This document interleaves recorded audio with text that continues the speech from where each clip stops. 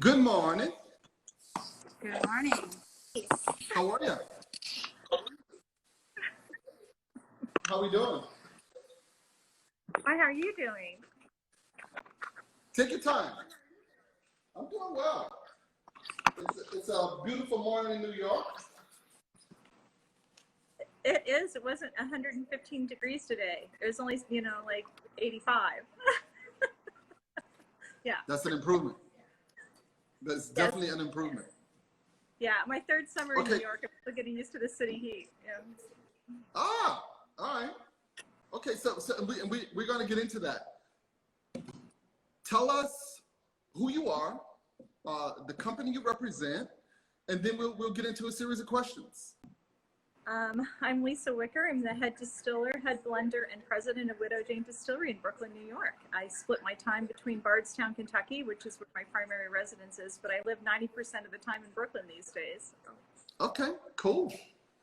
Welcome to the city. Great. So we're going to get into a series of questions. After the questions, we're getting to the journey of Widow Jane, who Jane is, and we'll do some tasting. My taster just showed up. Derek, he's my buddy. I don't drink.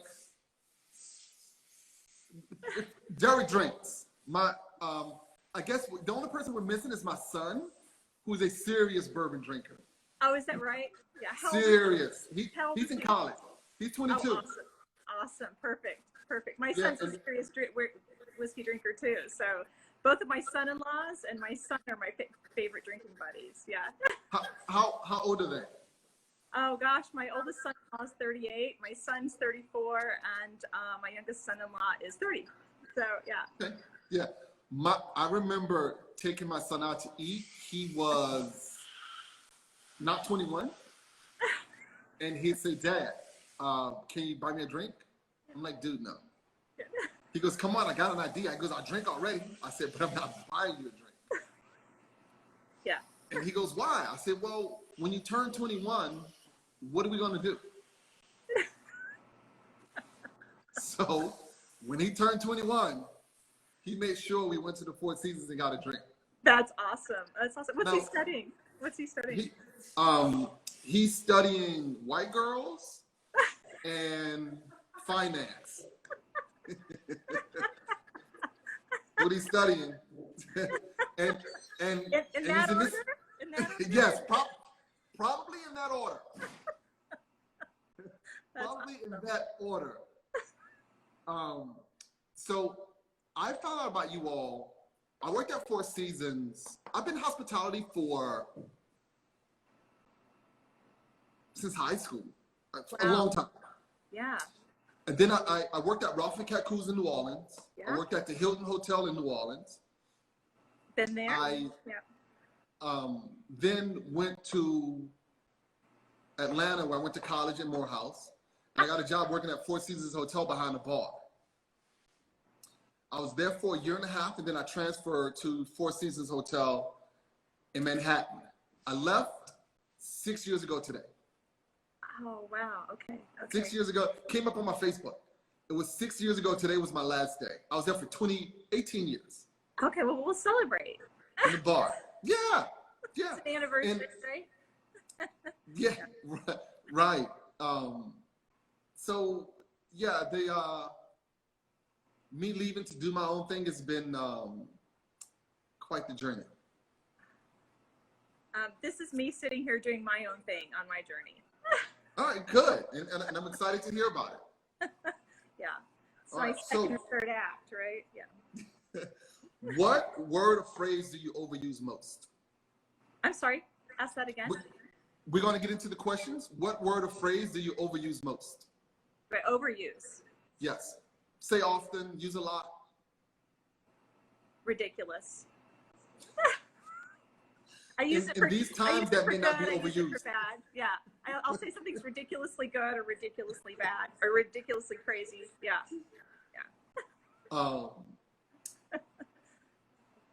Okay. Buzz Monkey wants to know what's your mash bill. Buzz Monkey, give us about 10 minutes. Yes. and we're going to get into some questions, and then we'll get into that. I'm still not going to answer him in 10 minutes, but we can play with that.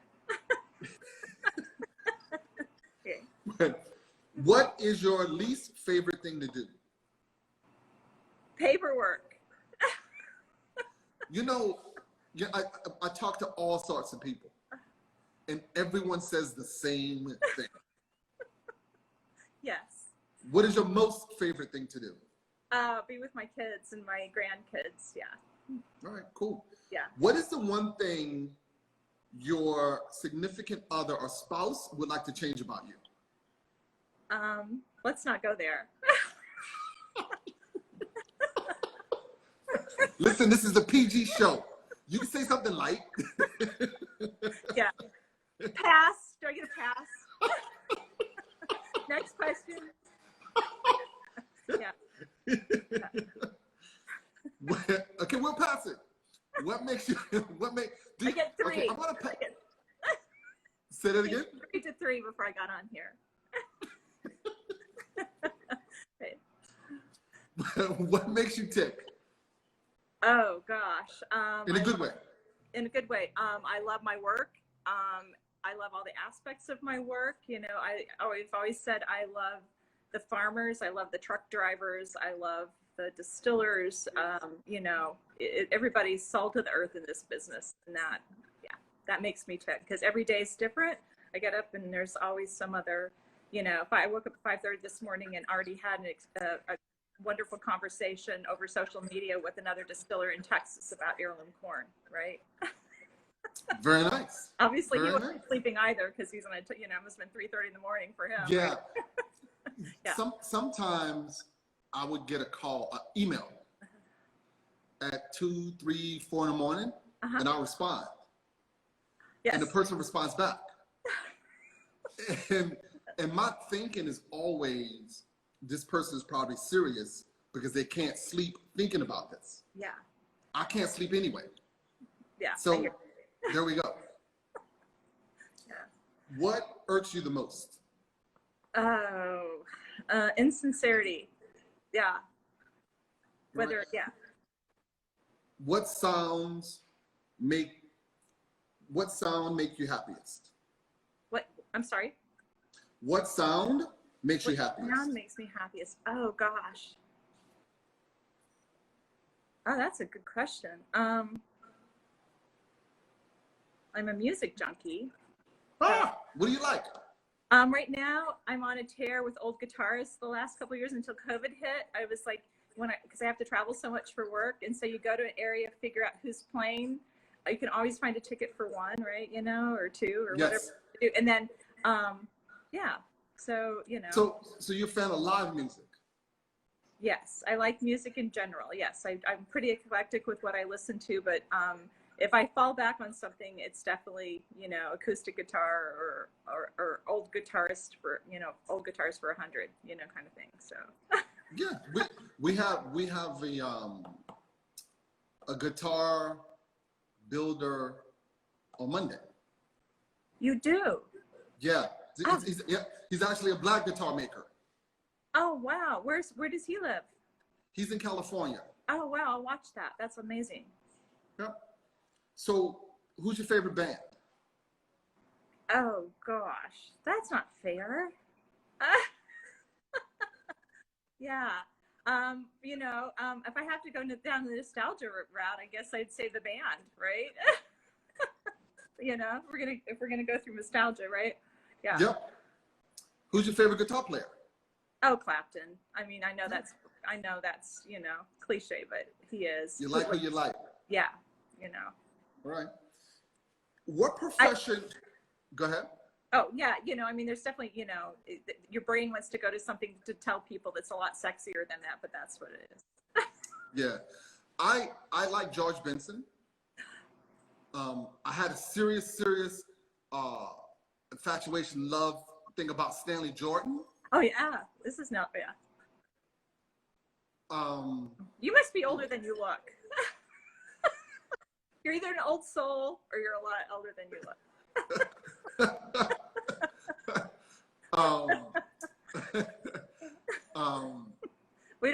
say the number. It's okay. Yeah, I like Willie. Like I Willie love Nelson. Willie. I love Willie. Yes.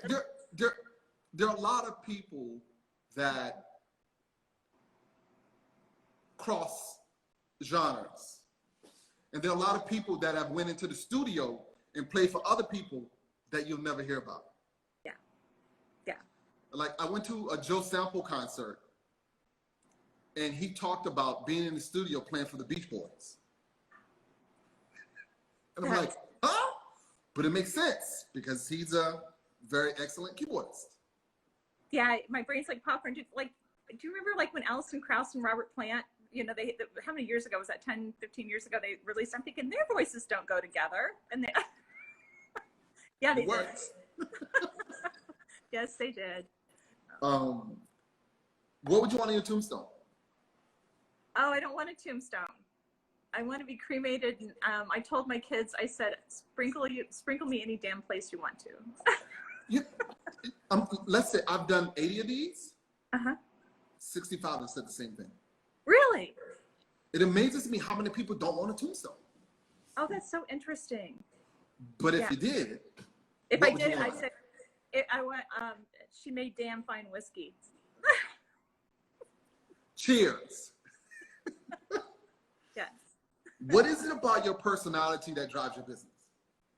My personality that what? I'm sorry? What is it about your personality that drives your business? Oh, wow. I don't, persistence. Yeah. Keep going even though you fail. I know that's probably a cliche too, but people are like, how do you know how to do all this? It's because I'm going to try not to cuss. I've already said 2 words, but I'm going to try. So let me think how to say this without any cuss words in it. Yeah, you fall down enough, right? But I've been really fortunate that, even with people screaming at me, like, because I really blew something, I learned from it and went ahead and came back to work the next day. When I was a winemaker before I was a distiller, and I had been working on this wine, and the man that trained me, I worked with him for 8 years, and he wanted me to be doing something else. And I'm like, I have to be working on this wine because it's in the middle of this fermentation. The weather's hot. I got to manage it. And he was so mad because there was a broken pump or something. And he was really mad. He goes, get your effing things and go home. And so it's like, I got home and I thought, did I get fired forever? Did I just fired for today, or did I get fired forever? And right. So am I going back to work tomorrow? Yeah, so I thought, well, I've got to clean up my desk. So I pulled back into the driveway the next morning at work, and we both drank whiskey, right? Even though we were making wine, and he's standing out in the driveway, and he's like, get back in there and get back to work. There's a bottle of whiskey for you on your desk. And he said, and my wife said you weren't going to come back.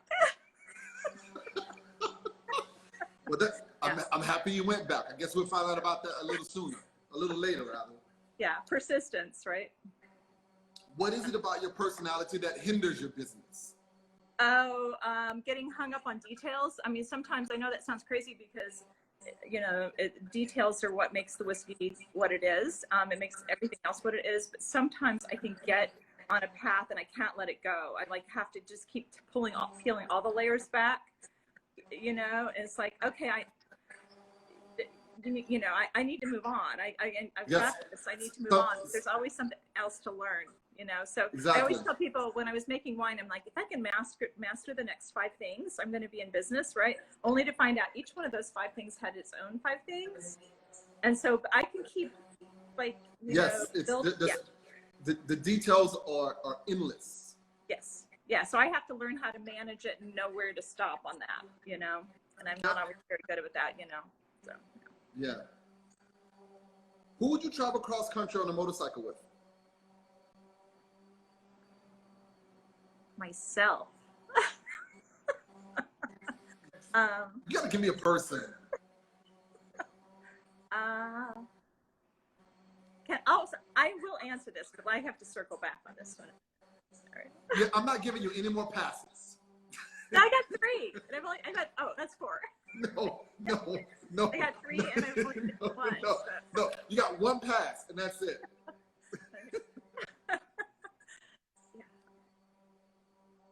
Okay, so I'm going to wait till you answer that. My sister, my middle sister.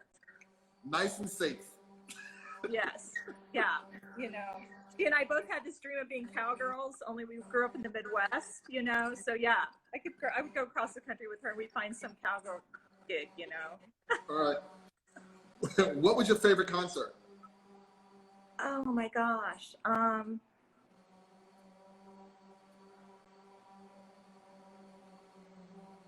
Oh, that's so hard. Well, you know what? You talked about Willie. You know what? My old daughter surprised me with tickets when she was in college for Willie Nelson, and she knew how much I loved him, and she didn't love him.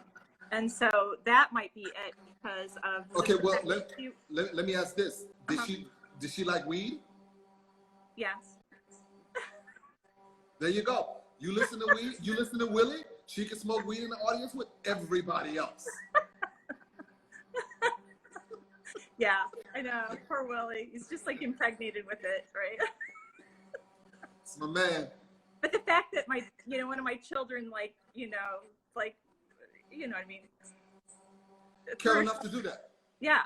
And I'm like, isn't this amazing? She goes, I don't know any of these songs, Mom. Like, how'd you grow up in my house and you don't know any of these, right? You know, it's funny you say that because I was just listening to Earth, Wind, and Fire. Oh, yeah.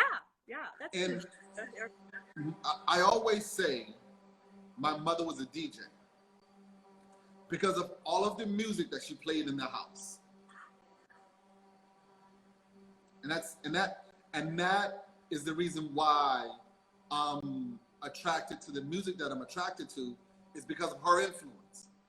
Now, my rebellion against that is 80s pop. Duran Duran, Aha, B-42, 52s, all of those people, So I have this affair with 70s and 80s. 70s, yes, I'm okay with the 70s. Even even when it got funky at the end of the 70s, yeah. Disco was good. Yeah. Disco was good. I was actually listening to a lot of it recently. Yeah, last couple of weeks. Yeah. Are you a dancer? You're gonna be surprised to hear this. A million years and a million pounds ago, I danced with the Indiana University Ballet for 10 years. Wow. So you are a dancer. I was a dancer. I still love to dance. You know, at all those, weird wedding dance things, it's always my kids, it's our family that's always on the dance floor. So yeah, it's all good. It's a beautiful thing. Yeah, it is. When was what impact do you want to leave on your industry? I guess the idea that, because I came out of nowhere, right? And that. So did I. Yeah. There's opportunities for suckers. Yes. Yeah. And there's really opportunities for everyone in this business. If anybody's saying that there is not, it's because they're not looking in the right place, or they're giving up, right? And you just can't give up. I mean, there was times that I should have probably given up. I look back on it, it's like, wow, I should have given up. Right. I put myself through some abuse. Yeah, right. Yeah, I put myself through a little bit of emotional abuse and everything else, but looking back on it, I wouldn't trade it for anything. Yeah. I was telling the guy this before. I had a direct competition in the city, which I was very, very adverse to. And through these talks, maybe 6-7 months ago, we've gotten closer, right? And through these talks, we've gotten a lot closer. So I'm moving my yard, which is an enormous feat. And I go look at this place, and it's absolutely gorgeous. And I called them and invited them to come with me. So tomorrow, we're gonna go look at it together again. We've been there twice. We've been there once. We went back twice. And both of us, went to the property and said the same thing, like, damn, this is it. Oh, that's awesome. Because he has my shopping yard are close. His shopping yard are not as close. But it's the same distance that we're gonna be moving together. So I kind of knew that he wasn't milling. And I'm like, hey, do you need a place to mill? What's up? I found the place. Do you want to come and check it out? And we checked it out. And it's so funny. We go to check it out, right? And he's like, there's a stream back there. I guarantee you there's trout in it. And I'm like, this is such a white boy. That's so, what I say. So we're serious about doing it together, making it kind of like a destination place. But to the essence of what you're saying, there's always room, and there's no need for competition. Because as another buddy of mine who's in the industry, who was in Jersey, who moved to Chicago, been from Shelf to Table, he said, goes, Robert, you and I always talk. How many jobs have we bid on together? One. And it was a job none of us should have taken. So there's the market can bear it. Yeah, you just have to want it enough. Yeah. Yes, that's what it's about. It's all of those times you talked about being knocked down. It's getting up. Yeah, and you have to throw away the stuff like, oh my gosh, I can't move. I can't leave this house. I can't do this. Can't do that. Right. And yeah, if you want it bad enough, it's there. Yep. Yeah. It's the other thing too is in my yard, which is in the back of a large piece of property. I was kind of stuck back there. I had a big space, but I was stuck as in I couldn't grow. So all I would do is just cut this wood and stack it. And a lot of time clients would come and I couldn't unstack it and I wouldn't unstack it because it was too much. So I go to see this place and it completely changes it. I'm like, this is where I should be. Yeah, all of you woodworkers, it's like whoever dies with the most, wood wins, right? Right. Well, right now, right now that's killing me because I have like 15 to 25 tractor trailers to move. I'm not surprised. Yeah. Okay, so when was the most difficult time for your business and how did you overcome it? Yeah. You can't have enough cherry, you can't have enough walnut, right? You're right, you can. And if someone got someone down the street, bring it over, I'll cut it. Yeah, it's an addiction. When was the most difficult time for your business and how did you overcome it? Oh my gosh, for my business or for me personally in the business? Me personally in the business, I got fired. I did get fired after I started distilling. Luxco, which is like the big Everclear plant in St. Louis, bought Limestone Branch, and that's where I'd moved out of winemaking into distilling. And I was the number 2 man, and I got fired in the purchase of that. So that was the hardest thing. But in the business in general. In your current business. Uh-oh, you froze. There you are. All right. Yep, you good. Okay, I'm sorry you froze for a second. Sorry, I don't know what I'm wearing. Yeah, you would your most difficult time in the bourbon distillery Widow Jane business. Oh my gosh.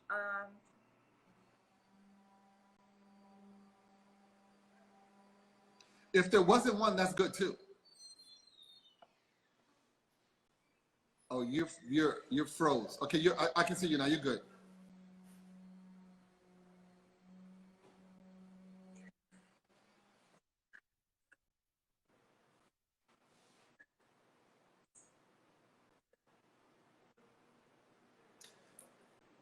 There's something up with the signal. Okay, my signal's good. Okay, your screen's frozen. Okay. Okay, now, okay. Yes, now we're better. Okay, all right. Yeah, so we've got, like I said, we've got an amazing team.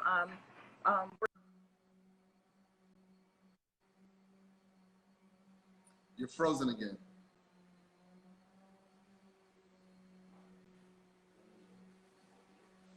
What?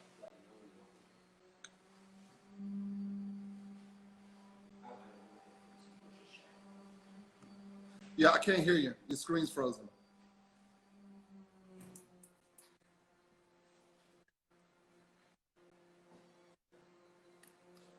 Can't hear you. Yeah, and don't end it because you'll erase it. I'll have to end it and we start over.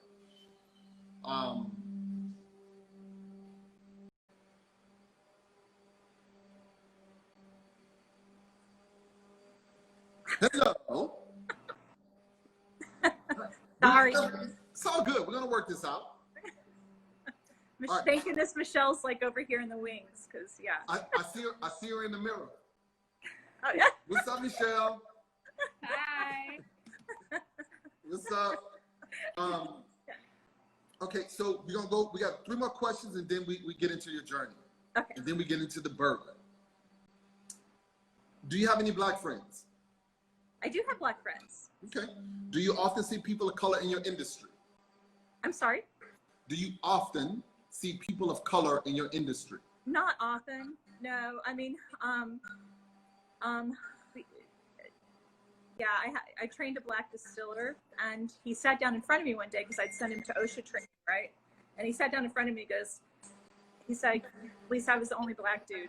And I said, yeah. I said, I can't speak to your experience, but I said, how many middle-aged white women were there? He said, none.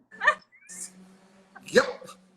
So we're changing that, and it starts with 1. I said, I can't be you and understand you, right? But I said, I do kind of get the piece where I'm always people think I'm in marketing. You walk into a workshop or something, and like, oh, the marketing workshop's down, especially when I was making wine, and I was younger and thinner and all that sort of stuff, and more makeup and stuff. And they're like, oh, the marketing sessions are in the other building. I'm like, no, I'm here for production. Yeah. Yeah. So. Yeah. So I'm and tonight I'm actually going to sit on a thing with Fawn Weaver tonight, because I'm really anxious to hear what she has to say. I really admire everything that she's done, and no, so not enough. There's so certainly diversity is something that everybody in the industry is not ignoring. Yeah, I think in all industries, and I think the country is opening up a lot more to that immediately. Here at Widow Jane, we're a 90% minority workforce. We've got half of our staff is women, and we have pretty diverse staff. So we're not all English speaking, and yeah. Very, very good. We're trying.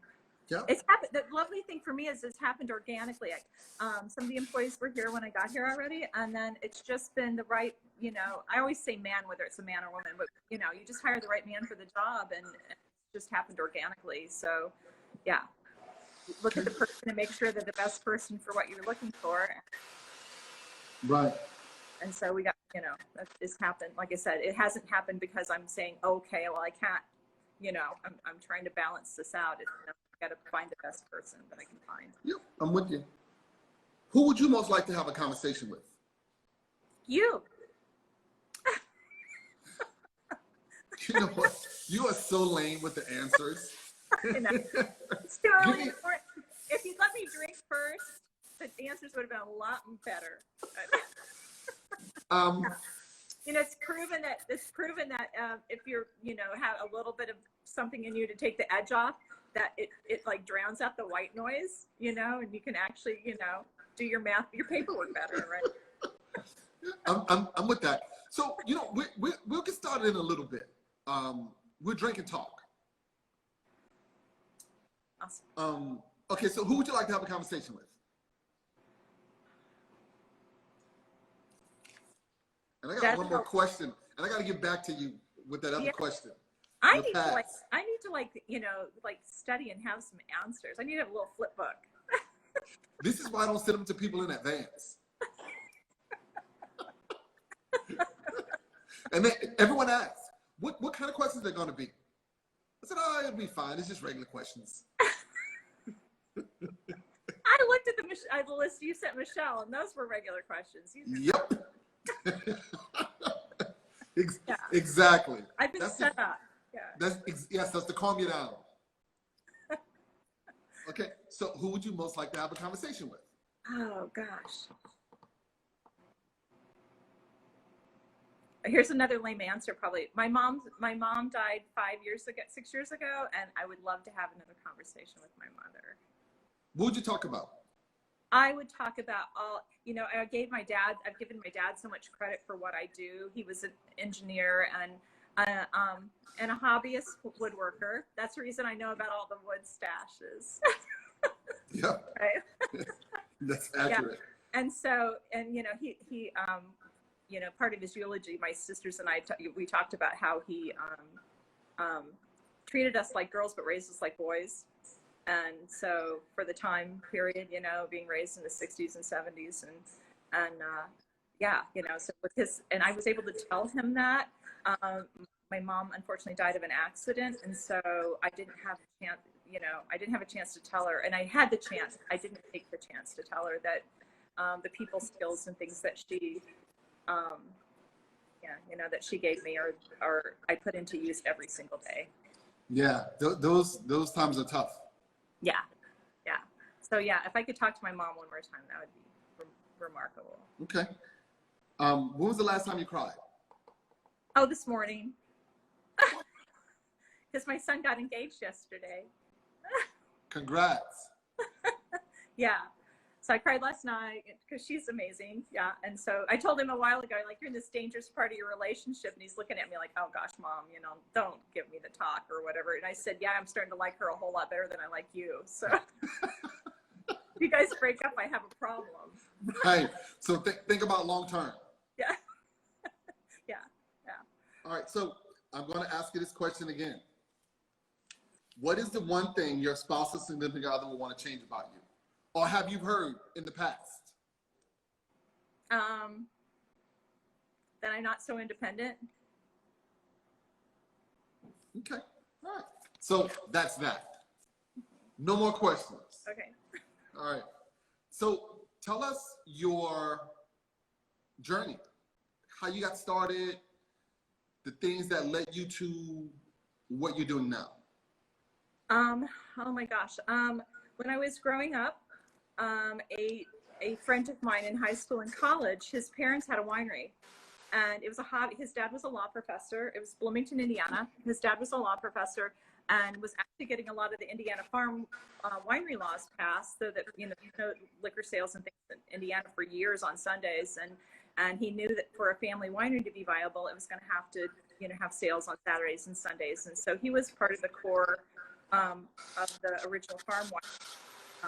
That, like I said, that went and got the laws passed so that people could make a living at it. And that's the first time I got my head around the idea you can make alcohol for a living, right?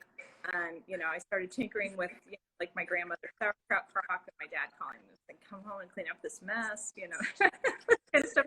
And then put that on the back burner. I got married, had kids. We lived all over the country, eastern part of the country. We lived in Georgia. In fact, what years did you live in Georgia?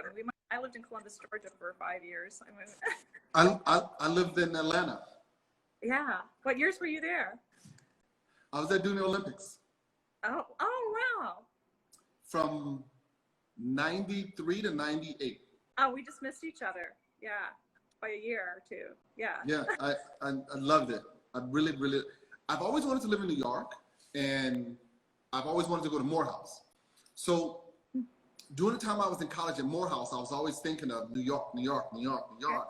But I absolutely love Atlanta. Atlanta's a cool city. Yeah. Yep. Yeah, I had my 2 older kids down there, and then moved back to the Midwest and lived in the Midwest and things. And so I was always taking part-time jobs, doing whatever, right? I did some freelance writing and technical writing, and I studied journalism in school and worked in a biology lab for 3 years doing technical writing. And anyway, taking care of kids, patching together education and everything else, and then came back to not my hometown, but close to the hometown, an hour away, and a man that I'd known for years knew I didn't mind. He'd been one of the original winemakers for the family I was telling you about. And when I was in there at this winery, he'd said, you're going to come to work for me. I'm like, yeah, whatever. And finally one day he called, and I had started a costume company during this time for a tiny professional dance company in southeastern Indiana, underserved arts area where I grew up. The music school and stuff was pretty phenomenal, but there's like a whole area that was underserved, and southwestern Ohio outside of Cincinnati. And southeastern Indiana. And so anyway, started a costume company, and it was pretty successful, and we ended up with lots of seamstresses and did some freelance work and for some other small community theaters and things like that. And then the gentleman that trained me to make wine finally just called me one day. He said, "When are you going to work for me?" And so I worked as a farmhand cutting grapes and worked my way up, right, you know, and tried to do everything I could to keep myself, what am I trying to say, like employable, you know, cleaning tanks, scraping Ownership. screens, yeah, whatever it took, so that they like, well, I don't want to do that dirty job, so maybe we should just keep her employed, right? It's like that kind of stuff. And I just realized, like, just a few days in, that that's what I was supposed to be doing all along. And I got lucky. A woman that was a professor at Purdue University, a viticulture professor, ended up mentoring me. And the man that trained me to make wine is one of the smartest men that I've ever met, right? And was kind of hard on me, but not in a bad way, right? You know, he really pushed me. He's the one that started my blending career accidentally. We had a rosé that he wasn't liking very much, and so he's like, just get in there and start tinkering with that. And so I went into the lab and started messing with it, and he was really happy with the results. And so he would, when I had some downtime, he's always like, just go in there and start playing, you know, and see what you come up with. And so I had some success there. My youngest was high school, and I patched my education together at University of California, Davis, at Purdue University, a little bit at Virginia Tech while I'm raising kids. So when my youngest graduated from high school, I had an opportunity, I got a job offer in Kentucky to build a winery in Kentucky. And Kentucky actually has a really old wine tradition, but it was like with Prohibition. So there's a whole backstory there, kind of cool. The French, you know, the French settled parts of that part of Kentucky, and the French Trappist monks are still there. You know, they tended a vineyard for 100 years. And so, but Prohibition, everybody was so poor after Prohibition that they either went into corn for whiskey or they went into tobacco. So anyway, the Department of Ag down there was trying to like start that wine tradition back, and giving incentive money for people to get out of tobacco and start planting wine grapes. Well, unfortunately, it didn't all get coordinated like as well as it should have been, but it gave me an opportunity to go down there, and I built a winery for an established vineyard, and thought I'd just be doing that, wiggled my way on the legislative committee, because I'm like, this winery is just a few miles from Maker's Mark, right? I am the heart of distilling country, and so I'm like, I'm going to get a still so I can make brandy and learn from all these people. During that time, the owners decided to go through a very spectacular divorce, and I saw the writing on the wall and knew that this winery probably wouldn't survive, and booked a ticket to California. And I'd already been helping Paul and Steve Beam in particular in the evenings, like with blending and some product development. And he was my extra set of hands for some project. I was his extra set of hands when he started building Limestone Branch, and which is now the old Yellowstone label. And so anyway, I resigned the winery, had my plane ticket to go to Sonoma. I thought, well, I'll work at Harvest and then come back to Kentucky and regroup. And Paul and Steve Beam hired me they took me to dinner and hired me 24 hours after I resigned the winery. So wow. I got into distilling a lot faster, baptism by fire. So the next 3 years, working 60 to 80-hour weeks. It was insane. We did a lot of client work, teaching myself or getting my hands on every possible thing. Or I was calling people like crazy, like how do I do this? So we had some product development, cash flow product development for some other people, for some clients. I didn't really establish myself there necessarily, except for the fact that I, started meeting people and was able to start networking a little bit, and seemed to be the products that was working seemed to be really well received. And so, like I said, I was there until Luxco fired me. Luxco purchased Limestone Branch, and in the 11th hour, the deal shifted and I got fired. And so I thought, oh gosh, I'm going to have to go back to winemaking. The only thing I can say about 60 to 80-hour weeks is you leave there 3 years, but you have like 6 years experience. Right? Yeah. Right? So, yeah. Anyway, so I thought I was going to have to do that, but I had an offer immediately in South Carolina, and I told them I'm not ready to leave Kentucky. I have too much to learn. And they countered with consulting. And so I consulted for them, I consulted for somebody else. And then a winery in Southern Indiana, somebody that I'd known for years, added a grain distillery and found out I was on the market. And so hired me as a distiller, distilling heirloom grains, and remarkable opportunity there. They're the nicest family in the entire world. And I thought I was going to stay there forever, right? And then Drew Colesby, he's the master distiller for Willet. It was a family party in Bardstown, and he said, "Hey, Lisa, how about coming back to Bardstown to work? I'm like, what have you got, right?" And so I ended up being the general manager and head distiller for the first craft distillery in Bardstown, and stayed there until I had to leave that project and I started my own consulting business. And let's just say that winners of that distillery, let's just say tuition scandal. They are one of the families in the tuition scandal. So let's just say my personality and their personalities didn't line up all the time. So that's when I decided to start. And I couldn't say anything forever. And then all of a sudden, when the news came out, all of a sudden I'm getting emails and text messages. People like, "We were wondering why you left that project. We could not figure out for why you left that project." I'm like, well, that's why I left that project. So started a consulting business, had a couple smaller clients, and then Sampson and Surrey called me. And Sampson and Surrey is the parent company for Widow Jane. They purchased Widow Jane 3.5 years ago, and asked if I would, they said they're looking for somebody to move to Brooklyn. And I'm like, no, I'm not going to move to Brooklyn. Yeah. Kentucky, California to Brooklyn, right? Yeah. No. So anyway, So my now boss called me back a few weeks later and said, let me come up to Bardstown and take you to dinner. And 10 minutes into dinner, I thought, I'm going to go work for this guy, right? So here I am sitting here in Brooklyn. He won. Okay, so you've been in Brooklyn for 3 years. Yeah.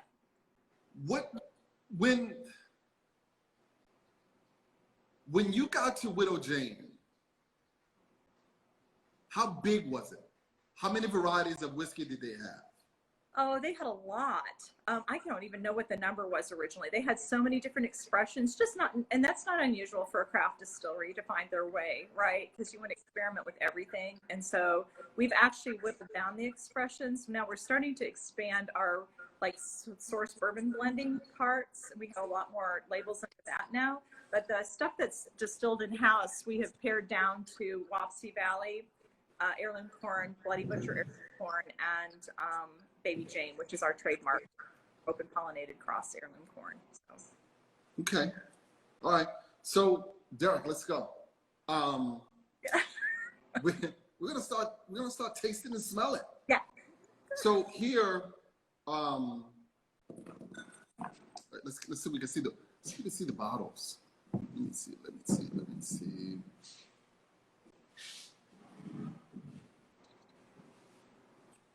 Yeah, all right, so it's Derek. Okay, so we're going to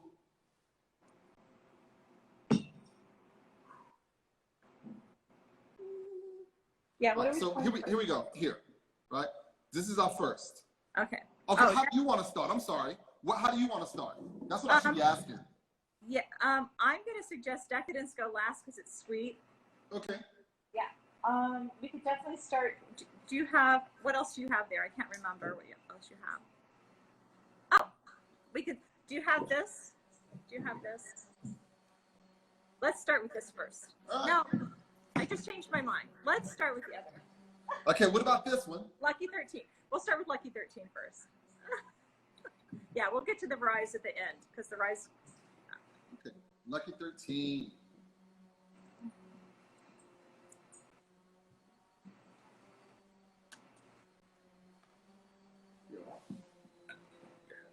Oh, taste that. He goes, "You're having some?"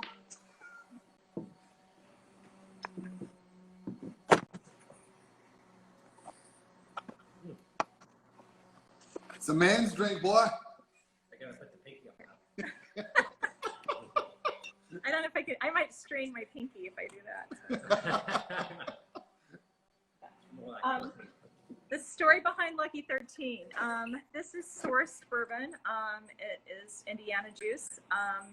I inherited these barrels when I started here, so they were already working with these barrels. Needless to say, every year passes and we get a little bit more age on them. We used to have a 12-year single barrel. All the barrels turned to 13 years. I had a little dilemma. All the bourbon geeks know this, that you either gain proof or you lose proof. And these barrels have lost substantial amounts of proof because at different places that barrels are stored, sometimes they'll soak up some humidity. I can't find any documentation what the barrel entry proof was on this, on the juice when it first went in. So, so what happened was I still have to be able to get in our magic water, right? The water comes from a mine upstate New York in Rosendale, and it's heavy-duty mineral water, and it definitely influences our whiskey. So I needed to be able to take that whiskey out of the barrel and proof it down with a little bit of the mine water because that's our signature.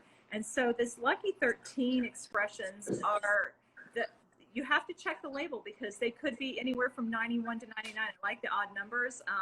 So they could be 91, 93, 95. I just needed to be able to take the original proof out of the barrel and add enough water that I took it back to the next, maybe back to, down 2 proof points. That's how low these barrels were coming in. There you go. There we go.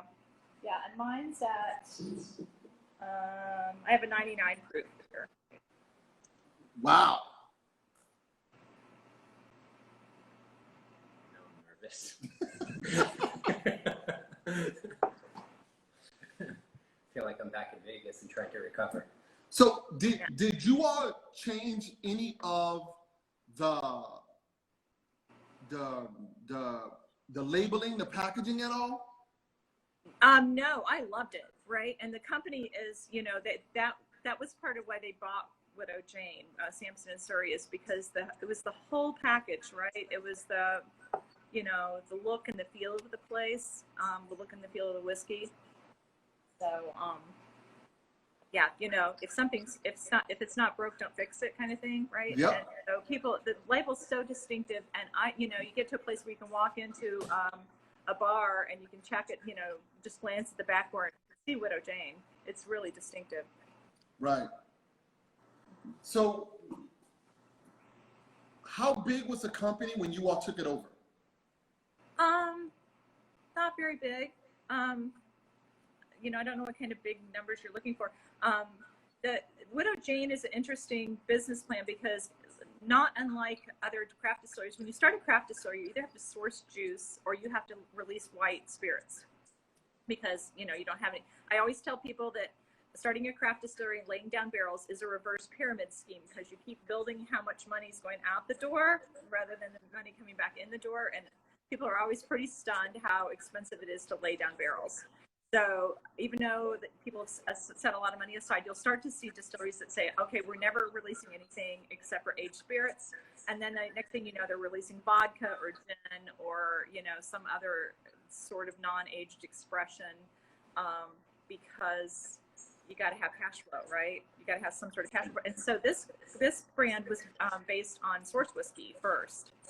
And like I said, not unlike other ones. And so the 10-year that we're going to get to next was actually a single barrel expression. And that's one of the reasons I was hired, was to take that and move that to a small batch. The reason we moved that to a small batch is so we wouldn't have to drop the 10-year age statement, because you have to make less of it, right? Market, right? And you can't always guarantee that you're going to have, you know, 10 or 11-year-old barrels from that particular state. And so this way I'm able to work all the time on trying to keep that Widow Jane profile, but I will vary how much, you know, Indiana, Kentucky, and Tennessee juice goes into each batch. There's always 2 things I'm looking for. I'm always looking for stone fruit, dark stone fruit, dark plum, dark cherry, and then I'm always looking for baking spice. Once I hit those 2 notes, anything else goes. So we've learned a lot. You know, some of the barrels that we purchased early on, I was fortunate enough to go with somebody that actually my mentor and I, we buy some. There's a whole story of my mentor and I working together on this project. We both got hired individually of one another. My boss asked my mentor, "Do you have anybody in mind that could be, you know, work out in New York?" And my mentor said no. And he's like, later, he's like, I didn't know you'd move to New York, right? And Did you say I didn't know I would either? exactly. Yes, you got to go where the whiskey is. And yeah. So anyway, one day because we're always good about like protecting our, who we're working with, but we all share stories sometimes. And so he calls me one day and he's like, I think we're working for the same people. Because I'm telling him, I'm like, I got this phone call and this person called me and that person called me. And he's like, I think we're working for this. Because he told me about a trip that he'd had to take to buy some barrels. And like, I think we're working with the same people. And so my boss came to talk to me and I never told him that that I knew Sherrick and I knew this. And so he called Sherrick, my mentor is Dave Sherrick, and he's the guy that put Woodford Reserve back together after it had been shuttered. And he was hired by Brown Forman. It was LeBroten Graham distillery at that time. And then, but he's the one that, recreated Woodford Reserve, really. And Wow. was on a remarkable team there. But he and his wife built a house literally across the road and spent the next 16 years, living and working Woodford Reserve. And so anyway, yeah, somehow I went off on that tangent. I've only had this much whiskey too. And so anyway, so the 10 years, so he and I had bought some barrels that were exquisite. They were really good, but they didn't drink their age. They were 10 years old. They were drinking like 8-year-old whiskey. And so I moved those barrels and we moved those barrels and to a lower profile warehouse. And now they've accelerated, right? Like they played catch up and now they're going the other way, right? So just off the location. Absolutely, yeah. I mean, Rick House location is everything. In fact, when these barrels were purchased, I was trying to figure out where that distillery was storing them because it didn't match their profiles for some of their other juice. And sure enough, I'm not going to tell you where I was, but I went to the visitor center and started asking the gentleman, he doesn't know what I do for a living, right? It's probably unfair, but I'm like, where are all your Rick houses? And he's like, oh, they're all here. I'm like, that's all of them? Well, there's those weird ones down in the valley. Like, bingo, that's for those. Yeah. I sometimes get the same thing in my yard. A guy would just show up and he goes, where'd you get these slabs? And you say? Excuse me? I used to get offended because what he's really saying is, where did you buy these? Because I know you didn't do this. Ah, got it. And now I say, you obviously don't know who I am. So, okay, so let me ask you, right? Mm-hmm. What makes this made in Brooklyn? What do you, the bourbon comes from Kentucky. Yes. It's the blending that happens here. We continued, we moved the barrels into our Rick house, managed them here, and that's the reason the back label says, like on the 13-year-old, it says Indiana on the back of it because that's where the whiskey was originally made. And like on the 10-year that I'm getting ready to pour, this is the 5-barrel, it'll say Kentucky, Tennessee. So we do all the blending here. I'm almost to batch 250. Yeah, and yeah. Anyway, so. But we do all of the blending and assembly here and all the bottling here. And where I was talking about earlier about us being at like two different business models, the other thing that we're doing is laying down our own juice. So we are distilling here. This distillery is a little bit small. We've kind of outgrown it. We were starting on a new project to expand it, and then COVID hit.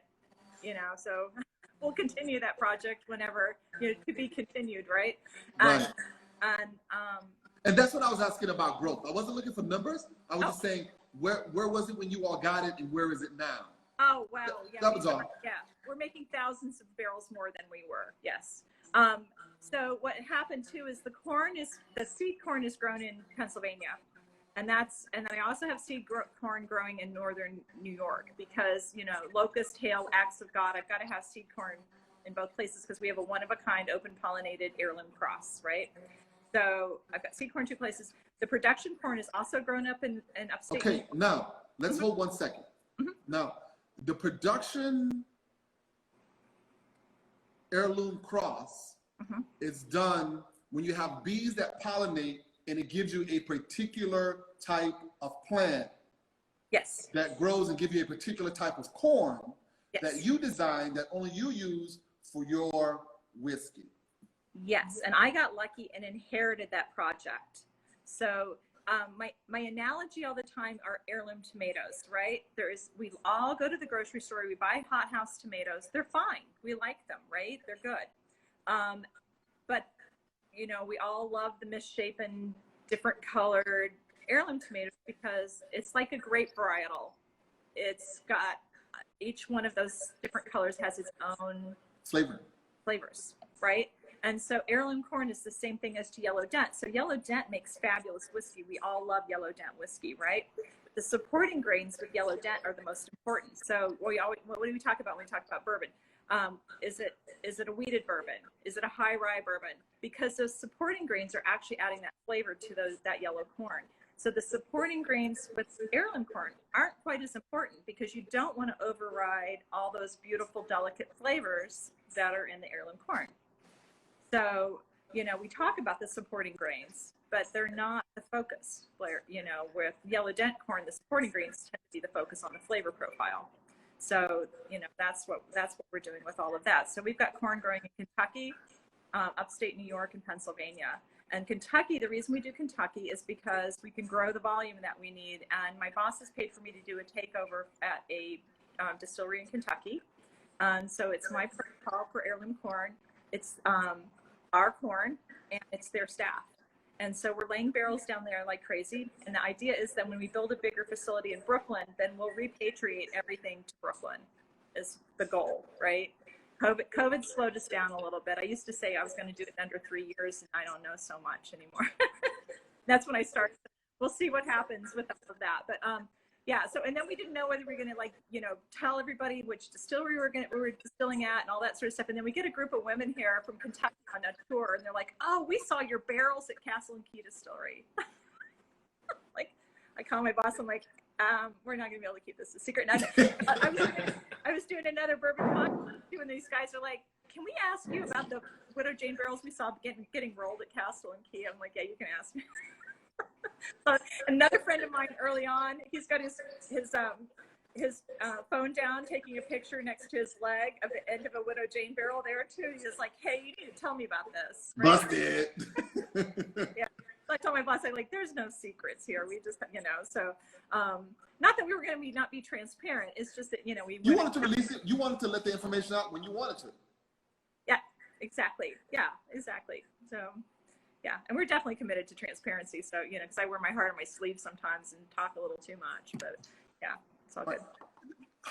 A gentleman asked a question about before in the original thing about your mash bill. Mash bill, yeah. On this, I can't really tell you because I'm blending across 3 states. And so I have several different mash bills because I don't even, from the same states, I don't even have, you know, I don't even have the same distilleries in the same states. So like Kentucky, you know, is a couple different distilleries, right? And so I really actually have to do probably gas chromatography to know what each individual, and since I blend these one at a time, every one of them shifts a little bit. So I'm not trying to be, I mean, I basically have never done the math on it. I should probably do that, but I haven't because each batch varies a little bit. So yeah, that's what we got going on there. So it's not that I'm trying to hide it, but, and then our heirloom bourbon is mostly heirloom corn, with the balance of it being a little bit of malted barley, and we use malted rye because like I said, I don't want it, regular rye is too spicy, and we competing against that heirloom corn, and the malted rye actually gives us kind of a heavy cream note that matches those heirloom corn really, really well. So, Okay. Now, we get to the next one. We keep talking. Do you collect bourbon? Because I'm searching. There are a lot of bourbons. I don't like collect like the collectors collect. I collect for research and development reasons.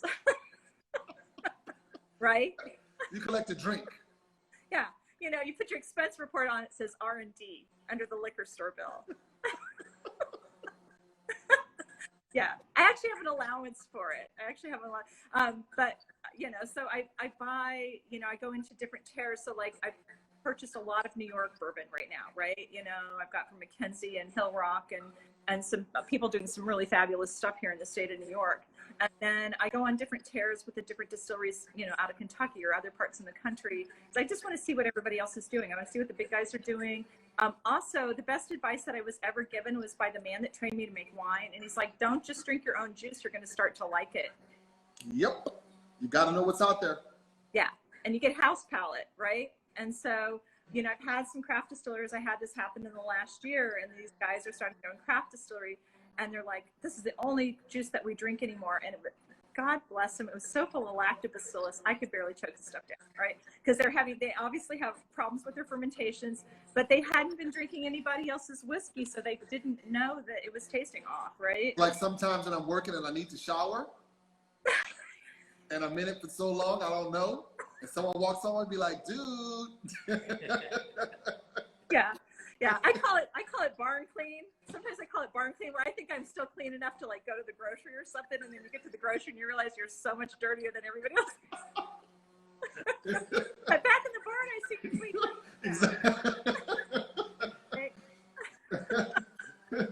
Yeah. Okay, so It's all relative, right? Yeah. it is all relative. Yeah, I've had people not recognize me before. There was a gentleman that's a senator in Kentucky, and I didn't know that. He didn't tell me that, but he owned a heating and cooling business. And when I was making wine, we had an emergency, and I quite literally had him put an air conditioner into a tent because, anyway, there was a whole long story behind it. And I worked with him over a 3-day period, and I'm barely bathed, right, because I'm worried that the wine's going to go down. And Of course. I've got a baseball cap on, my rubber boots, and then there's this economic development lunch thing, right, that he's at. And I walk in and he shakes my hand. He goes, I'm sorry, we haven't met. I'm like, we just spent 3 days. And he goes, I recognize the smile, but I sure as hell can't come up with the rest of it. Because it was so dirty, right? Yeah. Bad. Gotta do what you gotta do. Yeah. It was bad. You better got time to shower. Yeah. Stuff to do. Yeah. Okay, so what's next? The 10-year, the 5-barrel small batch blend.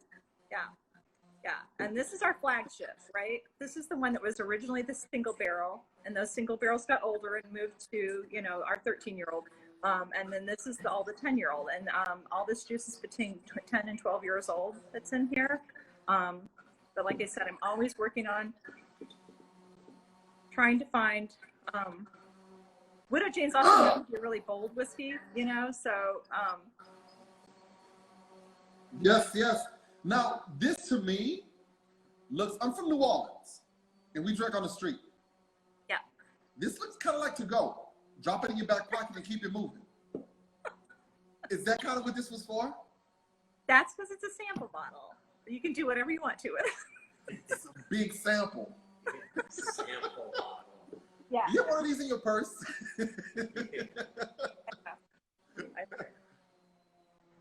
Yeah. My children's paternal grandmother grew up in New Orleans, so yeah, I know a little bit about it. Yeah, my girls have Louisiana middle names. So. Oh, very nice. And I don't know that you have this, but we have this coming up next. I don't.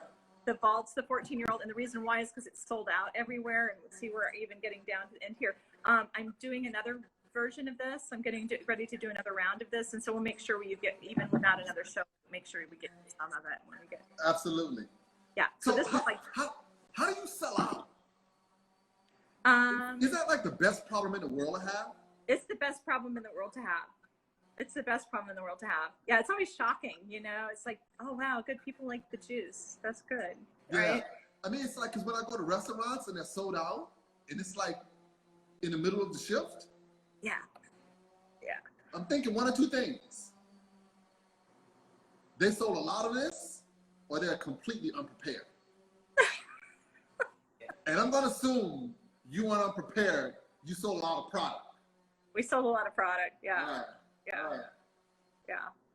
Yeah. It was shocking how fast it moved up. But anyway, this is 14 and 15-year-old. Part of the backstory on this is our cooperage. Our old barrels come out of a little place called Athertonville, Kentucky. And it used to be an old Seagram's plant, and a gentleman named Bert Zeimlich used to run the Brown-Forman cooperage, and he decided to start his own, and now his son and grandson run the place. They had a contract with one of the large distilleries years ago, and that distillery cut the contract overnight at one point. But 3 years ago, somebody gave them my name because I was building the distillery in Bardstown at the time. And wait a second, hold it. So this company made your barrels. Yes. And they had a contract with a big company, which was their bread and butter. Yes. The big company was like, "We making a move. See ya." Yeah. And they were like, yes. Yes. And they didn't know anything about the craft industry. And so somebody gave them my name, and we ended up having lunch, and we talked about the craft industry. And now they sell a lot of barrels to the craft distillers, right? And so my thank you gift is I get fun stuff. So like part of this got rebarreled in some 8-year-old air season wood, which is unheard of in the cooperage business. That most, I mean, if you're going to buy really fine wood for a barrel, it's usually 2 to 4 year air seasoned. And so this was 8, and they were literally sitting on my front porch in Bardstown. We were drinking some whiskey, and they said, "Oh my gosh, we've got some 8-year-old air seasoned wood on the back of the lot. We don't know what to do." okay, so let's hold on one second. Yeah, we're on the wood part right now. Yes. Now, so you're Yeah. telling me if you pour your whiskey in something that's been air dried for 2 years, and something that's been air dried for 8 years, and something that's been air dried for 12 years, it's all different. Yeah. And the older the wood is air dried, the better taste of whiskey you'll get. Different taste. Different taste. Yeah. But you know, it depends on what project you're doing, how you want to match your whiskey to what the barrel finish is. Because like our normal barrels from Zach Cooperage are 2-year-old air seasoned wood. They're toasted first, like a wine barrel is, and then they're charred. They have to be charred for bourbon. So they're toasted first because that brings out a lot of vanilla, and then they're charred after that, right? So that's our flavor profile. Right. So like there's different char levels. The standards in the industry are 1, 2, 3, and 4. Sometimes 4 is called an alligator char because it's so, so textured on the inside of it. But we're at a 3.5. I told them to toast the hell out of it until it's ready to burn and then char it. So, and then we char it to 3.5. So it really matches the distillate we're making with the Baby Jane corn. How are there many barrel makers in the U.S.? Oh, there's a lot, yeah. Especially since the craft industry. When I started distilling with Steve Beam, there were 250 distilleries in the United States. There's 2,500 distilleries now, 10 years later. Yeah. Wow. A huge demand for barrels. A few years ago, you probably know this better than anyone, that they had a hard time finding anybody to log for a while. And so they couldn't get, there was a barrel shortage only because there was a log shortage for a little bit, especially with white oak. The white oak in the United States traditionally comes out of Minnesota, southern Hoosier National Forest in Indiana, a little bit in Illinois, Kentucky, and Tennessee, Appalachian oak. Yeah, because those all have different flavors going on. Oh, wow. Yeah. Wow. Yeah. There's so many levels and nuances to doing this. It's crazy. Yeah. Yeah. There's so that's the reason you asked earlier. It's like there's just every day there's just so much. That's the reason I hope I can go down a rabbit hole with it, because you can just keep going because there's just so many things to learn and to know, whether it's the corn or the wood or whatever. Yeah. I should introduce you to a couple of Coopers. Yeah. Yeah.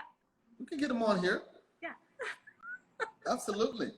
Yeah. And I can't sell them any wood because they don't want wood from New York. Yeah. Well, there's Adirondack Cooperage and Quercus Cooperage, and he used to be in Brooklyn, and now he's upstate. But yeah, there's a couple New York Cooperages. Huh. Yeah. Does this have cherry? No, but it tastes like it, doesn't it? Yeah, it's sweet, but I couldn't pinpoint it. And it wasn't honey. It just seemed like maybe it could be cherry. Yeah, it's that dark stone stone fruit that I always try to nail, and generally it's cherry. Sometimes it's dark plum, but that's definitely something that I'm always looking for when I'm blending.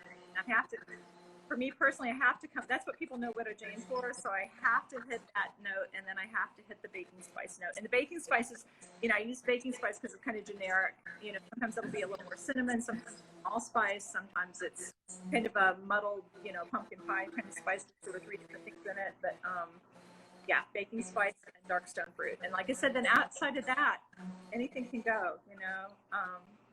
Yeah. I see somebody saying, hopefully we'll have access to more bottles in the future. I'm doing it. I'm trying. I'm working on it. Yeah. So, how, you said you want to build a bigger building. How much bigger? Like 15,000 square feet, which is not huge for a distillery, but in the city limits, you know, in Brooklyn city limits, it's pretty darn big, right? So it'll be a pretty efficient layout, you know, so. And this will be in Brooklyn? Yeah. Okay. Yeah, just a couple blocks from where we are now. Right. But like I said, that project's on hold until who knows when, until COVID's over. You know, you started immediately, we thought we were going to keep going, and immediately started hitting some roadblocks, like with code enforcement and stuff, where, you know, people start working from home and people's ideas were different than stuff we've been working on for a year and a half. So, like, we better wait till things settle down a little bit. Before we Right. Any sidewalk drinks at the distillery coming soon? I don't know. The New York state law keeps changing. We're such a small team right now, and we're so busy getting product out, especially for fall. We've got lots of new releases coming up. So we've talked about it, but we don't know if we're going to be able to pull it off or not. There's so many rules about, you know, how things have to be constructed on the sidewalk and all that sort of things. And so we're going to, the other reason too is I'm really working really hard. I promised my staff I'd keep them protected. And, you know, if I've got staff getting sick, then we can't pull off everything that we need to do for the whiskey part. So it's breaking our hearts. We've brainstormed it. So we're not done with the idea of it yet, but right now it's on hold. But it's not like a high priority. Your priority is the whiskey. Right, priority is the whiskey right now, yeah. Not putting the people on the sidewalk in their fancy whatever, drinking whiskey on the street. Well, and no one is dying for a cocktail more than I am right now, because I can make whiskey, but I can't make a good cocktail to save my time. So, you know, I want to, believe me, I'm the one that wants to bring the bartenders back first, right? Essential. If I have to drink another one of my old fashions, you know, or Manhattans, they're terrible. They're, you know, I don't even try anymore because they're so bad. I'm impatient. Yeah. So what we have this one? Yeah, we've got the, and we have this one. Yeah, these are, we're making some rye whiskey. I'm laying some rye whiskey down in Kentucky, and we're laying some, we've done a little bit of rye here. Okay, Michelle Brill said you have to serve the whiskey with food now. I'm sorry? Michelle says you have to serve the whiskey with food now. So yeah, that's a whole nother thing. Yes. Right, and then the governor cracked down, like, you can't hand a bag of chips anymore. It has to be like sandwiches and things, you know. So that's part of the reason too, is because we can't keep up with all the rule changes. I mean, they keep changing the. So will there be a Widow and Jane sandwich company? What are you doing in your free time? Right. Yeah. You come on by and you can make sandwiches. We'll be in business, right? Okay, so Yeah. where we go next? Yeah, we'll go next we can go to the American Oak next. These are our ryes that we finished. We finished this one with American Oak staves, and we finished this one with Applewood staves. So the Applewood comes out of Minnesota because we can get a consistent source, and it's absolutely delicious, and the quality is really high. If anybody knows, I would love to, there's so many orchards in New York. All the orchards I've approached so far, they don't have a consistent, they're not consistently removing old trees. So there's not a consistent source, but if anybody out there has somebody that they know in the orchard business that, you know. Looking for apple trees. Yeah. Yeah, I would love to have. Would that have to do with the industry not being old enough or not thriving enough? That they're not changing out the trees? I don't know the answer to that. I don't know the answer to that. I haven't had time to dive into why all that is, right? So, but if anybody knows anybody, anybody's got uncle or aunt has, you know, an apple orchard in upstate New York that is cutting down trees, I'd love to know that. So, yeah. But so anyway, so we finished this with applewood staves. It's really pretty remarkable. It's nice and smooth. Yeah, you know, the American oak. The thing about these ryes that there are a lot of people are like, oh, I just don't drink rye whiskey. It's too spicy. I love rye whiskey. I love all whiskey, but there are people that just like no rye. It's just too spicy, and that you know, encourage them to drink this, at least taste it. They're always surprised. It's really soft and sweet. It's not got the rye bite. It doesn't have a heavy rye bread note. I love those notes in ryes, right? Those are amazing. But these are so much softer and sweeter. Actually, like the American oak, I drink this time of year with a little bit of ice in it, and it actually sometimes comes across kind of lemon lime kind of flavor in it. Yeah, it's nice. Mm-hmm. Very easy to drink dry. Yep. They're also fabulous cocktail bases, but as far as sipping rye, it's like I said, it's ridiculously easy, easy to drink. So, and then the applewood. Have you tasted the applewood yet? For anybody that's like a apple brandy fan, Applejack, hard cider. The stuff's good all year round, but you know it certainly lends itself to fall and winter. You know. Yes. You know, hot toddies, that kind of thing. Yep. Yeah. Warm apple cider with this in it. It's awesome. Very nice. What's up, Mark Jupiter? I'm sorry? Another furniture guy, wood guy, who's in Brooklyn. I'm sorry. Said it was his favorite. He was drooling over the drinking. You broke up just a little bit. I apologize. I was saying hi to another furniture guy who's in Brooklyn. Hi, furniture guy. Right. Mark Jupiter. Awesome. Hey, Mark. Nice to hear. There you go. So, are we in your facility now? We're in the bar. Okay. All right. Yeah. All yeah. right. The bar that's been stripped of all the liquor and, you know, all the good stuff, right? So I'm actually blending in here now, but that's the only air conditioning we have in the whole facility, and so I've taken over the bar kitchen. Okay. Let me ask you: could we get a tour of that, or would you rather not? I don't want to impose.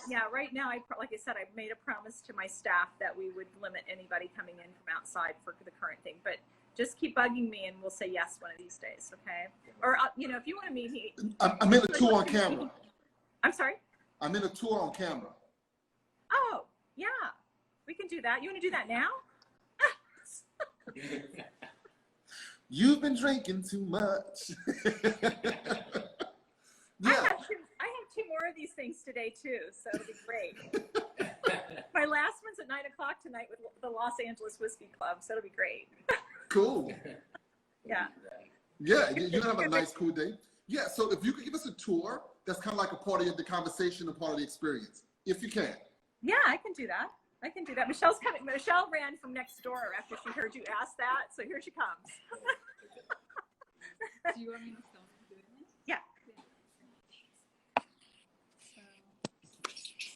Yeah. You know, before I do this tour, though, we're going to pour the decadence. Yes.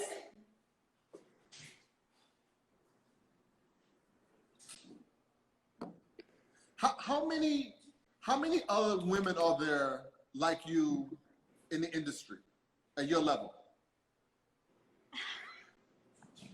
Well, at the age level, we started Your screen froze.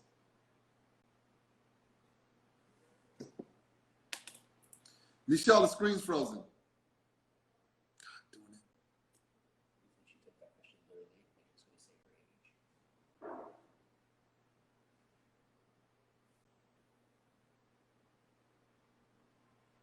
Doing it.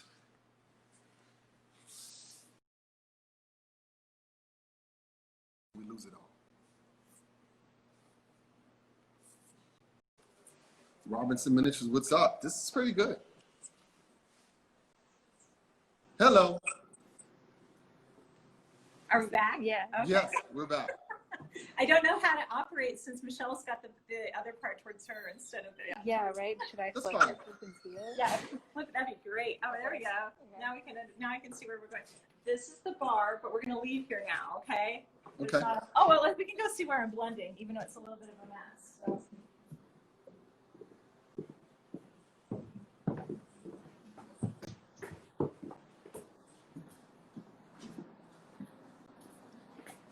Yeah, here we go.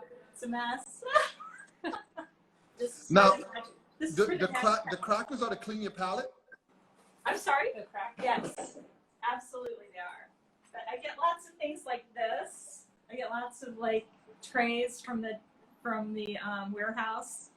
Yeah. Now, let me tell you, when I first found out about Widow Jane, it was in a bottle a little bigger than that. Oh, really? Yeah. That's This was 7-8 years ago. Okay. Well, Michelle was here then. Yep. Yeah. Now we're gonna go that way. All right.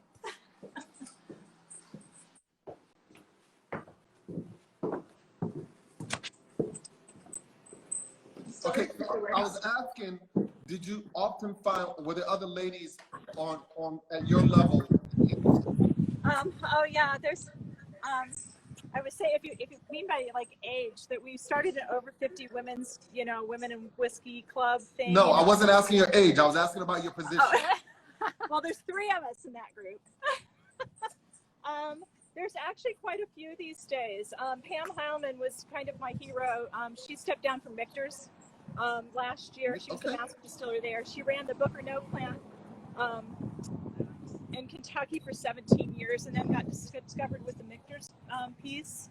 And then, yeah, there's several of us actually. There's a lot of women working behind the scenes that weren't getting any like attention or accolades, and then, people started discovering that we were out there, and we get a lot more attention than we used to.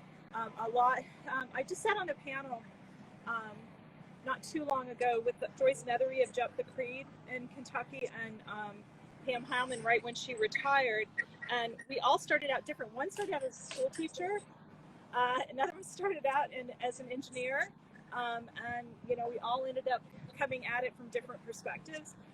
It's really helpful if you cook a lot, because of all the the flavors and textures and everything. So that part's really helpful. Didn't women invent whiskey? Yes, too? well, women did invent.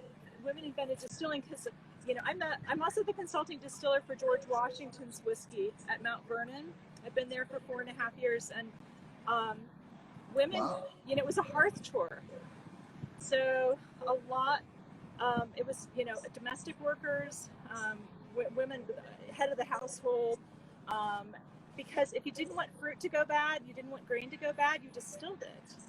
You can turn it into wine, but wine can go bad, beer can go bad. But if you just take that wine and beer and you distill this wine and beer, you have spirits. And guess what? You can use it to barter, you can use it as money, you can use it for medicine, and you can use it, when your kids are driving you crazy, right? And you can still use it for all of those things. I'm sorry? Can still use it. So you can still use it for all of those things. Exactly. Now we're in the warehouse. We're going to meet Duncan. Here's Duncan. Here's Duncan. What's up, Duncan?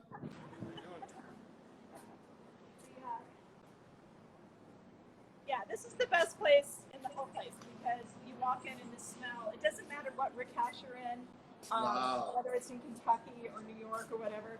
You still have all those same familiar smells, and it's very earthy. It smells like whiskey, obviously. Some of the rick houses in Kentucky still have dirt floors, and so you go in and you kind of, you pick up all that earthiness and dirt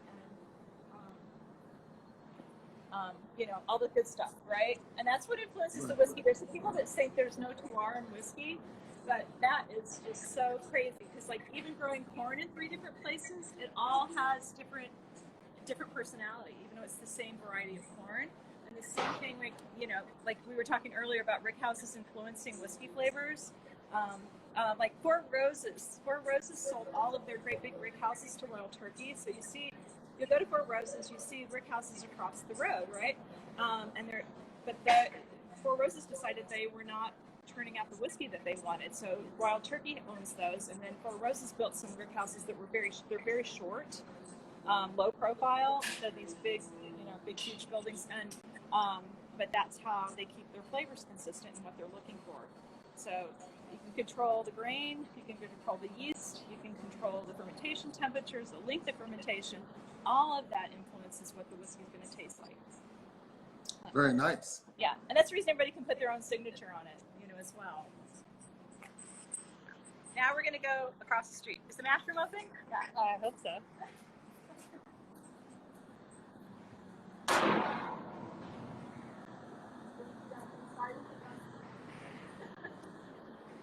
Peace out, Duncan. Yeah, enough the mash room's open. We're going to walk across the street. We're in that lovely section of Brooklyn with all the cobblestones. Maybe we can Very go pretty down here. Distillery. Oh, we're going to have to just go peek through the window. Here, peek through the window.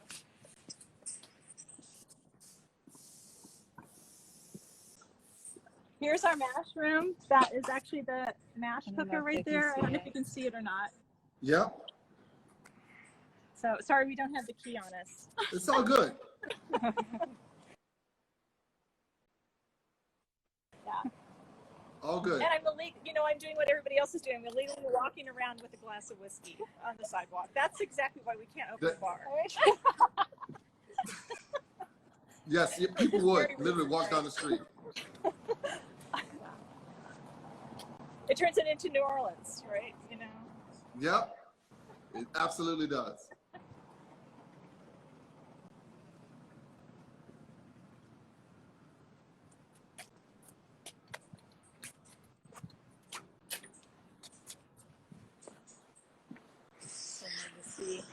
Should we see Sienna? This is the other reason we are in different levels and different buildings, and everything is crazy. Here's Miss Sienna, one of our distillers. Yeah. Hello, Miss Sienna. Wow. That's pretty cool.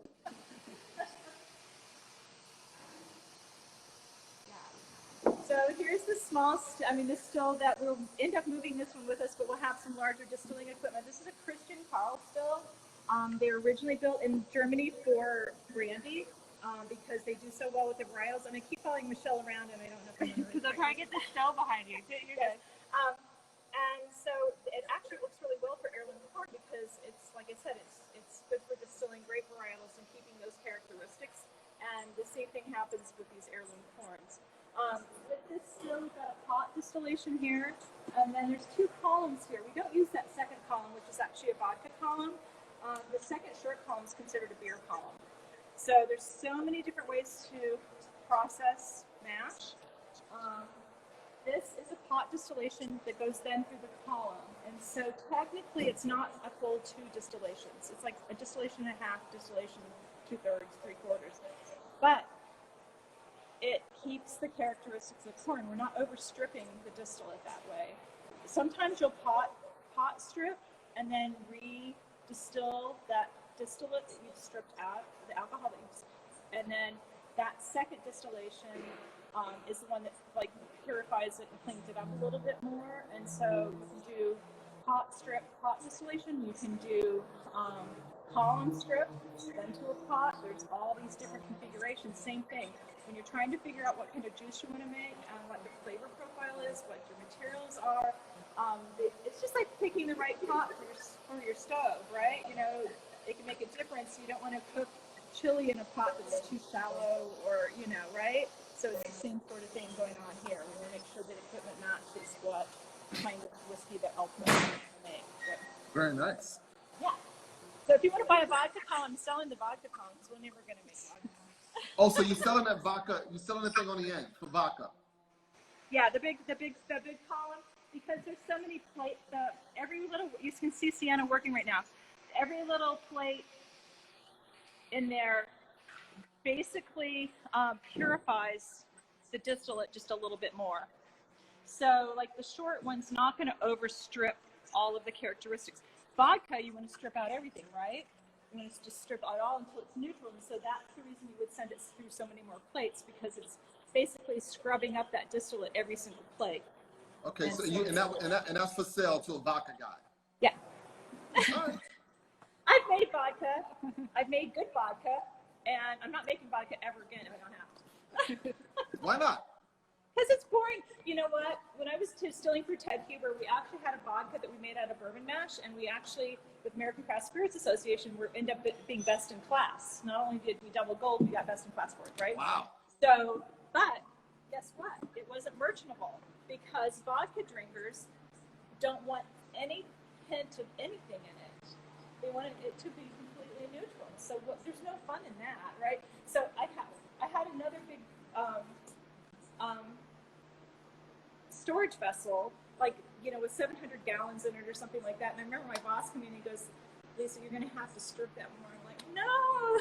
So the stuff that we won the double gold on, we had to actually go back and strip some more flavor out of it. It was crazy, right? It's like, you know, Chris, in his family, all the Chris- vodka drinkers like, well, we don't want Chris K. Dunn said, Widow Jane sell vodka? No, they do not sell vodka, Chris. That's just on the end of it, and that actual thing is for sale. So they don't sell vodka. Yeah. Or make vodka. Yeah. So anyway, here's our courtyard. We're known for our chickens that we don't have anymore. What happened to the chickens? The chickens went to Long Island to live with some grass. We didn't realize, we weren't probably taking the best care. We were taking good care of them, but they needed grass. And so fortunately, one of our employees had a friend that just built a new chicken coop, and the chickens are so much happier. We all felt so guilty seeing the little film of them enjoying themselves like with real grass. How many chickens? Long Island, you know? They retired. So anyway, How many chickens did you have? how many chickens Like do we 8 have? or so. Yeah, 8. Oh, do we have to open it from the inside? Yeah. Okay. You have to go back and- So we can go down to fermentation. Two babies. Girls a camera. This is not configured like it used to be because of social distancing. We have desks and things downstairs, and we used to have them all upstairs. So yeah, here's my desk. It looks just like the. Okay, so what do you all do with the barrels once you're done with them? Are you ever done with the barrels? I'm sorry. When we're done with the barrels. Oh, we sell them. Yeah. We sell them to a barrel broker. Yeah, there's a lot of people that like to use them to finish beer. American whiskey can be finished in used barrels. So there's actually maple syrup. There's a lot of secondary market for barrels. Very nice. I'm just gonna run through.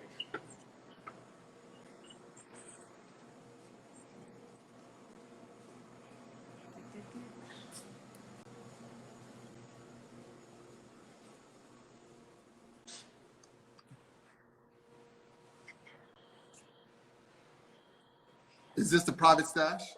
Here's our fermentation room, which is downstairs. We just came down the stairs. It's below the still area where we were. We have some temperature control down here, which is, incredibly helpful, right? One cook can do 3 distillations. So the pot still is 263 gallons, 1,000 liters. And then these are 3,000 liters, so we can cook once and distill 3 times with that amount of mash. Last year, the smallest fermenters I set were 120 gallons. The largest fermenters I set were 11,000 gallons. So these fall. Wow. Yeah. It's all the same. It's all the same, but completely different, right? Yeah. So. Do you have to transport this across the street?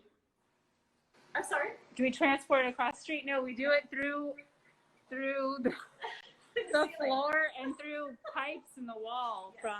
It basically goes through the courtyard. Yes. And yeah. So needless to say, part of the new space will be a lot more efficiently laid out. Yeah. Like we'll be able to see everything in the same space, right? Yeah. Right. That's what I'm working on as well. It's a lot of time in transport. Yeah, you spend a lot of time, wasted time, right? Yeah, there's a lot of wasted efficiency in having things spread. It's kind of charming, but yeah, when it comes to day-to-day work, it's a little... It's not good for production. No, it's not. It's not. Yeah. Where else do you want to tour? Oh, I think that's it. yeah. I mean, is there anything else that we need to? I can't think of it. You're the question guy. I know. Yeah. You're absolutely right. I am the question guy. So what else are you all getting into besides whiskeys? Is there anything else? Right now, no. Yeah, we're known for our bourbon. We're known for our rye whiskey. Just stay tuned because we're definitely going to expand everything that we're doing with those whiskey. Like I told you before, it's like there's just so much to do.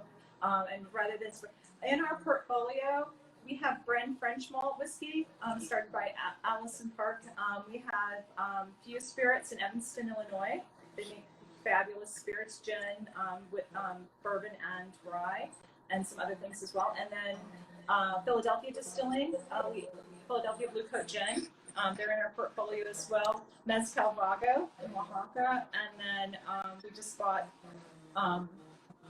Tequila Ocho. So yeah, we've got Tequila Ocho. Yeah. So you get into tequila.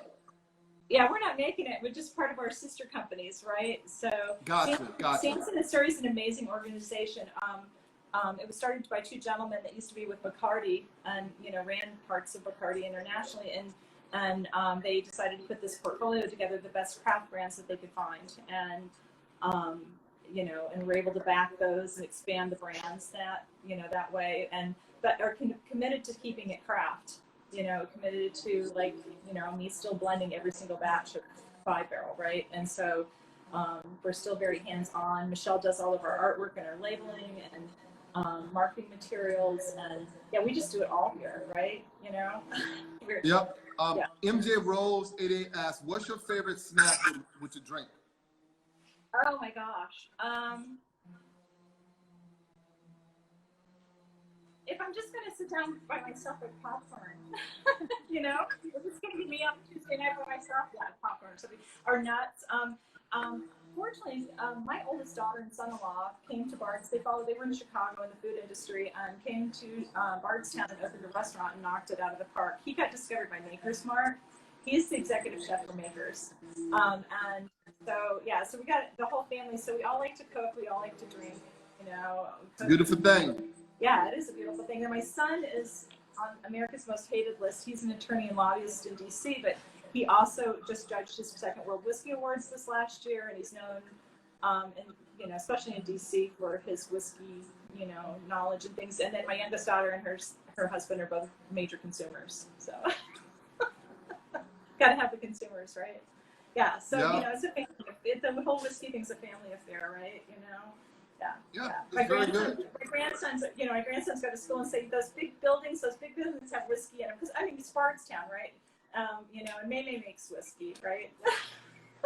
So my daughter's like, Child Protection Service is going to call, right? Yeah, but it's definitely. Bardstown, even for Bourbon Festival, though, the schools get let out. It's the bourbon industry is a family affair. So that part of it I love very much. Yeah, Cedar Ford, are you able to find help that stays more than a month? Your people have been there for a while. I'm sorry? Help for more than a month. Yeah. Yes. I've been here 8.5 years. Yes. Yeah, I see something about Bob Dylan's Heaven Stir. Oh, that it's Tennessee whiskey, and they're doing a really good job with it. I know some more than that, but I don't think I can say more than that. But yeah, they're doing some nice work down there. Yeah. Yeah, it's fun to see everything else. Yesterday I actually spent some time. I hadn't done it for a long time, just Googling other whiskey companies to see what people are doing. Blending used to be kind of a it's like, blending is what people did to get rid of bad whiskey. And people realize now that blending is a thing and that you're actually using really good whiskey to make really good blends. And American blended whiskey is really taken off. And that's not why they shifted the tenure to wanting me to blend that. That was just happened, that was a happy accident that we get a lot of attention now because it's a blended whiskey in a good way rather than in a negative way. So it's interesting to see. You know, people used to say the same thing about source whiskey, though. There was, you know, like you take like one of the big whiskey houses like MGP out of Indiana, right? Those are old Seagram's guys. And those guys know what they're doing, right? They make fabulous whiskey. And so for a long time, people were like, oh, you know, da da da da. But the way you handle it, the way you store it, where it was in the rick house, how you blend it when you bring it in, if you decide you're going to finish it in other barrels. I mean, there's still so much influence you can have on those products. And people are understanding that now. You know, you can put fabulous whiskey in a really rotten barrel and come out with some really rotten whiskey, right? You know, so it just takes some skill and experimentation to, you know, to keep polishing that beautiful. The product's beautiful in the first place, but to polish it and bring it even, elevate it even more is really a fun thing to do. Do you find that because there's so many more distillers now, that consumers are becoming more educated about the process? Oh, absolutely. Oh my gosh, hands down, over 10 years when I started at Limestone Branch and what people think, and it's so interesting. It's really interesting. Bourbon has a culture, whiskey has a culture that other spirits don't have. There's some gin culture, you know, but you know, there's not as many like gin groups as there are whiskey groups or whatever, and because of that culture, and so it's easier now to explain to people what you're doing, and I think that's where people started accepting the fact that source whiskey wasn't a bad thing, right? That because the other thing is with that, you have to be offered good barrels. So you've got to kind of be good standing in the industry so that those brokers will come to you or the barrel or the distillery directly to sell you barrels. And if you're not very well regarded in the industry, you're not going to get those offers, right? So you have to do a chess game with all of it as well, you know, and then you don't buy everything you taste, right? Because some of it isn't going to match your flavor profile, you know, and you're like, well, this is really good whiskey, but I can't use it. This is, you know, it's hard. It's like, this is excellent whiskey. It's not, I can't buy this. This is not going to fit our overall vision of what we're doing here. Has to complement the cause. I think that we're good. Let's ask him a question. Oh, Michelle said I'm supposed to ask you a question. What's the question? What's your favorite project that you're working on right now? There we go. I am doing 42 screens for PayPal. Whoa. Like Zoom call screens? What? Dividers. Sweet. And they're almost 8x4. They're double-sided and they're kind of room dividers. So you put them in between desks and it's another room. Oh, a step up. Yeah. Major improvement over plexiglass. Yeah, like that, but a lot nicer. A lot nicer, yeah. And then what's your dream project? See? It's not so easy, is it? Who do you want to get on a motorcycle with? Okay. All right. Now, I'm not going to pass, and I'm not going to run. So, when you speak of dream projects, right? My dream project was to take wood from the place that I love, New York, home, and build something in a public space where people around the city can enjoy it. That was a dream of mine, because it's kind of like the ultimate. It's my business model, and the city is using me to use my business model to do something that they want. That's and I did it. And you did. You did. I did it. Yeah, we did 86 benches in the Bronx, 149th Street, Willis Avenue, Willis Points. And so you can go there now, and people sleep on them, people hang on them. They're constantly used. That's awesome. And I think for Vanity, the other dream job was Coach was the anchor tenant in Hudson Yards. And they were the first ones there, and I went in with them doing 40 display tables. Oh, wow. Nice. So if you walk in the building at 30th and 10th, you take a left, you go up the escalator, you see my benches there to start. Oh, that's And when cool. you go up and you see their stuff, my work is there. So Incredible. it's pretty cool. And I do two things. I manufacture lumber and I make furniture. So another dream that I haven't yet, that I'm working on, is after a storm like we had now, to go into Central Park and mill that into lumber. Oh my God. Incredible. Yeah, that I have not done yet, but Okay, I'm what's working on the it. motorcycle? I'm still kidding. What about the motorcycle? I don't ride a motorcycle. Who would I ride a cross country on a motorcycle with?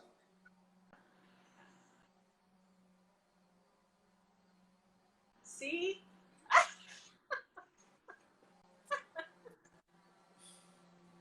And they say you should never ask a question you can't answer. Who I want to go with?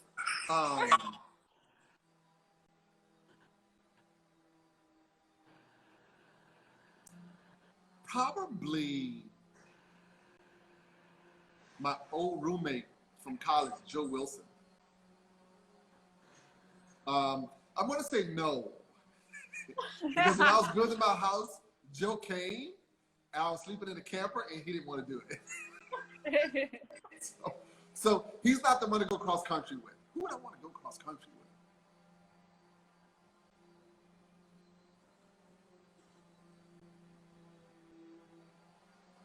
You still have a pass card, so. No, he doesn't. I'm He gave me too much grief. He gave me too much grief. I have to choose someone, but I'm thinking about it in like, really, who would I want to spend that much time with, and who would I want to go through a rough time with? Exactly. Huh? Exactly. Michelle.